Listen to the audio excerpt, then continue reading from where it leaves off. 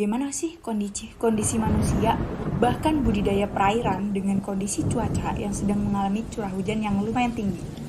Hello Aqua Friends, welcome back to Aqua Tutur bertutur season 2 episode 16. Balik lagi nih sama aku Setyarum Maulidina dari divisi Multimedia Himakwa Universitas Tidar periode 2022. Pada episode kali ini, Aqua Tutur akan berbincang-bincang dengan tema yang menarik, yaitu tentang air hujan. Kita akan membicarakan bagaimana sih kondisi manusia, bahkan budidaya perairan dengan kondisi cuaca yang sedang mengalami curah hujan yang lumayan tinggi. Apalagi di Magelang ini, kalau dilihat-lihat nih, hujannya tuh selalu sore hari ya, sore menjelang malam hari. Sehingga jadi kalau malam hari itu lebih dingin suhu di Magelang ini. Indonesia merupakan negara yang beriklim tropis dan Indonesia juga merupakan negara dengan dua jenis musim, yaitu kemarau dan hujan. Nah, menurut BMKG itu Indonesia mengalami musim hujan mulai dari bulan September sampai bulan November tahun 2022 dengan perkiraan puncak musim hujan itu pada bulan Desember 2022 sampai dengan Januari 2023. Nah, manfaat dari curah hujan yang tinggi bagi kehidupan manusia itu bisa dikatakan cukup penting, apalagi di Indonesia ataupun di seluruh bumi ini. Nah, hujan itu berkaitan dengan siklus air, karena mereka adalah satu kesatuan. Jadi bisa dikatakan gak ada akhirnya nih hujan tuh turun terus, itu gak ada akhirnya. Kapan sih hujan tuh gak turun gitu? Mungkin pas waktu mulai musim kemarau ya hujan tuh gak akan, ya mungkin bisa aja turun tapi tidak seintensif pada saat musim hujan. Setiap ada siklus air pasti juga ada hujan. Sebenarnya apa sih siklus air itu?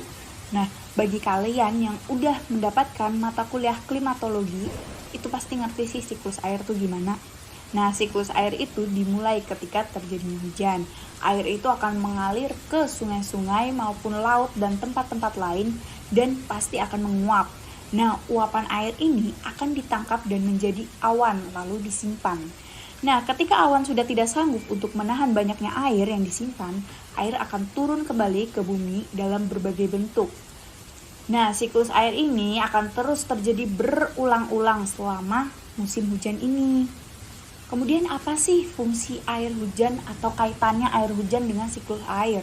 Nah, fungsi air hujan itu yang paling utama adalah menjaga siklus air. Seperti yang udah dikatakan sebelumnya, bahwa air hujan sama siklus air itu berkaitan satu sama lain. Jadi, siklus air ini akan terus terjadi berulang-ulang selama musim hujan ini. Lalu apa sih manfaat curah hujan yang tinggi bagi kehidupan manusia? Beberapa contohnya itu dapat menjadi sumber air dan cadangan air sebelum menghadapi kemarau yang panjang. Jadi pada saat musim hujan itu, air itu nanti ditampung. Kalian tuh menampung air yang gak kalian, mungkin beberapa orang itu menampung air supaya pada saat musim kemarau tidak kesulitan mencari air karena sumber air yang minim. Lalu pada bidang pertanian itu dapat memenuhi pasokan air. Kenapa sih kok bisa memenuhi pasokan air? Contohnya, bagi yang petani yang memiliki sawah itu jadi nggak perlu menyiramin satu-satu gitu. Jadi udah disiram sama air hujan aja gitu. Jadi nggak perlu mencari air juga, udah ada air hujan datang sendiri untuk menyuburkan tanaman-tanaman mereka. Ada lagi nih, contohnya dapat menguntungkan berbagai pedagang yang menjual alat-alat untuk menghadapi musim hujan ini. Contohnya seperti jualan jas hujan, payung. Mungkin sekarang juga ada inovasi terbaru, yaitu ada pelindung sepatu untuk menghadapi musim hujan. Jadi sepatunya tuh gak kotor, apalagi yang punya sepatu putih kan. Selain efek positif, hujan juga pasti memberikan efek negatif dong kepada kehidupan manusia, yaitu bisa aja menjadi terserang penyakit nih manusia, karena ketika musim hujan pasti akan berdampak kepada penurunan suhu dari yang tadinya musim kemarau tuh panas, ketika musim hujan tuh jadi dingin. Pasti kalian yang dari luar kota merasakan banget nih, kalau Magelang itu dinginnya luar biasa, ya nggak luar biasa-biasa aja, tapi kelihatan banget signifikannya. Kayak dari luar kota tuh biasanya panas banget, walaupun hujan tuh masih aja panas gitu. Nah pas waktu kesini dingin banget sampai kayak berada di kutub gitu jadi dinginnya. Tapi bagi kalian yang berasal dari daerah yang sama-sama dingin ya, nyampe sini ya mungkin bisa aja panas atau bisa aja biasa aja gitu kan, udah terbiasa di daerah kalian tuh dingin. Nah selain dari menyebabkan penyakit, kebutuhan rumah tangga tuh seperti mencuci pakaian juga mengalami kesulitan. Kenapa? Karena tidak mendapatkan intensitas cahaya yang cukup untuk mengeringkan cucian. Jadi bisa aja laundryan kalian tuh telat datangnya karena cucian kalian belum kering karena hujan terus seharian, nggak berhenti-berhenti. Jadi buat menjemur pakaian tuh agak susah. Itu beberapa contoh dampak dari musim hujan bagi manusia. Nah, selain bagi manusia, hujan juga pasti berdampak dong bagi perikanan, termasuk perikanan budidaya. Proses budidaya ikan di masyarakat tentu kebanyakan dilakukan tuh di tempat yang terbuka, apalagi untuk ikan konsumsi. Tapi untuk ikan hias juga pasti ada sih yang kolamnya tuh terbuka, gak ada atapnya. Nah, untuk jenis ikan yang kolamnya itu terbuka, dampaknya itu tuh pada perubahan kualitas air. Jadi air itu menjadi lebih asam karena air hujan itu kan termasuknya asam ya. Terus juga bisa berdampak pada tingkah laku ikan. Ikan bisa menjadi stres karena air hujan yang masuk ke dalam kolam. Selain berdampak pada tingkah laku maupun kualitas air, juga bisa berakibat kepada kematian ikan. Karena hal-hal yang disebutkan tadi, jadi panen ikan itu mengalami penurunan karena kualitas ikan yang ikutan berkurang. Nah, dampak yang terjadi pada budidaya ikan, salah satunya kan karena kualitas air yang menjadi asam nih. Nah, karena kualitas yang menjadi asam, jadi hama dan penyakit itu dapat tumbuh lebih cepat karena kualitas kolamnya juga. Ketika air hujan masuk ke dalam kolam akan lama-kelamaan dengan intensitas yang cukup sering ya air hujannya, kayak seharian nggak berhenti gitu. Nah, air kolamnya itu bisa menjadi air asam, dan ketika kondisi keasaman pada air kolam ini dapat mengakibatkan banyaknya penyakit atau hama yang tumbuh, karena hama dan penyakit itu tumbuh lebih cepat ketika air itu menjadi asam. Ketika kolam menjadi asam pun ikan itu pasti kebanyakan tuh pada mati karena airnya yang asam. Jadi ada ikan yang mati karena hujan itu karena satu penyakit bisa juga, atau dua tuh karena kondisi airnya itu yang tidak bagus untuk kehidupan ikannya, atau yang ketiga itu karena kekurangan oksigen. Kenapa kekurangan oksigen? Di dalam kolam budidaya itu kan pasti ada fitoplankton. Nah, fitoplankton itu yang menghasilkan oksigen karena dia merupakan produsen. Ketika fitoplankton tidak mendapatkan intensitas cahaya yang cukup, maka produksi oksigen oleh fitoplankton pun akan berkurang. Nah, berkurangnya oksigen pada fitoplankton ini juga akan mempengaruhi oksigen untuk ikan. Jadi ikan tuh, suplai oksigen untuk ikan tuh tidak tercukupi, sehingga ikan juga bisa mengakibatkan kematian. Namun dampak-dampak tadi tuh bisa aja nih dicegah dengan cara membuat atap di atas kolamnya, jadi air hujan tidak langsung masuk ke dalam air kolam, bahkan bisa aja nggak masuk ke dalam air kolam. Itu untuk menghindari keasaman pada air hujan.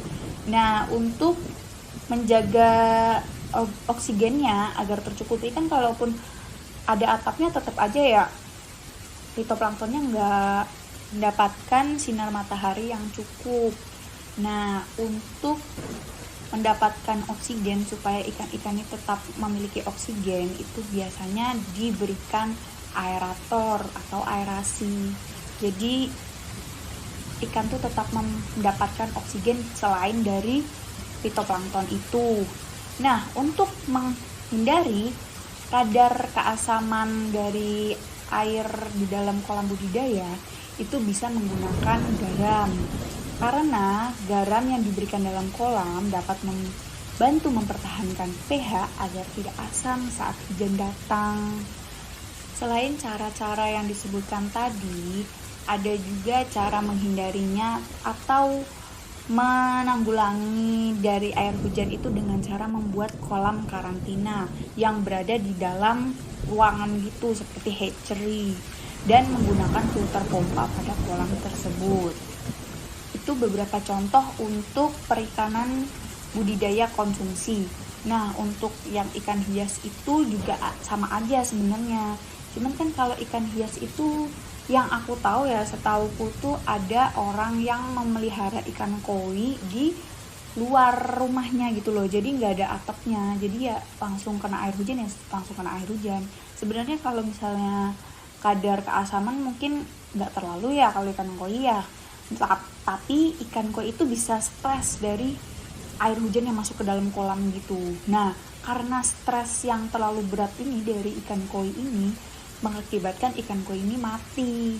Jadi sebaiknya yang punya ikan koi yang agak mahal ya, biasanya kan ikan koi ada yang mahal ya, yang besar-besar kayak ini kan gitu, itu lebih baik ditaruh di kolam yang memiliki atap sehingga ikan koinya nggak stres.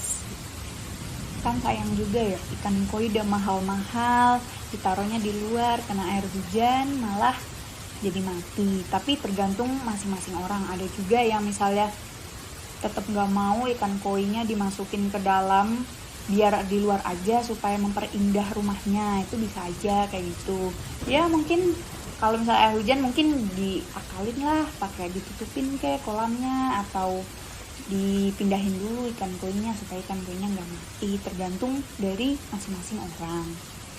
Nah, itu tadi beberapa dampak negatif maupun positif bagi kehidupan manusia maupun budidaya perikanan air tawar maupun air laut maupun ikan hias dan ikan konsumsi dari dampak air hujan.